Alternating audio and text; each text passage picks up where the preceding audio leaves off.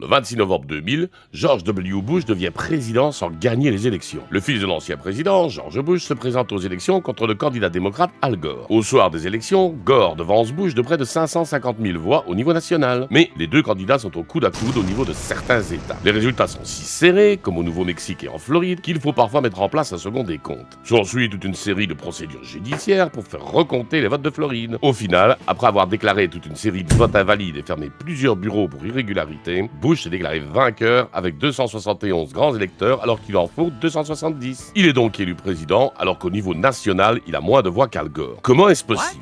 Eh bien, aux USA, les citoyens américains ne votent pas directement pour le président et le vice-président. À la place, ils élisent des grands électeurs dans chaque État. Ces grands électeurs forment le collège électoral qui décide officiellement du président et du vice-président. Il y a en tout 538 grands électeurs. Ce chiffre correspond à la somme de sénateurs, 2 par État, et des représentants qui, eux, sont proportionnels à la population de l'État. On en ajoute 3 pour le district de Columbia. Columbia, c'est la capitale, Washington. À ne pas confondre avec l'État de Washington qui se trouve sur la côte ouest. Quand dans un film ou un reportage, on voit le nom Washington DC, donc District Columbia, c'est de la ville dont il est fait mention. Et donc, dans la plupart des États américains, le candidat qui obtient le plus grand nombre de votes populaires, donc les voix des citoyens, dans cet État, remporte toutes les voix des grands électeurs de cet État. C'est ce qu'on appelle the winner takes it all, le gagnant prend tout. Par exemple, si un État a 10 grands électeurs et qu'un candidat A obtient 51% des votes populaires, contre 49% pour le candidat B, A remporte les 10 grands électeurs. Comme exception, le Maine et le Nebraska utilisent un système proportionnel où les grands électeurs peuvent être répartis entre les candidats selon le résultat par district. Ce qui veut dire que dans leur campagne, les candidats concentrent leurs efforts sur les États où l'issue est incertaine, les fameux swing states. Car gagner dans ces États peut faire basculer l'élection. Même si un candidat ne gagne que de 100 voix, il rafle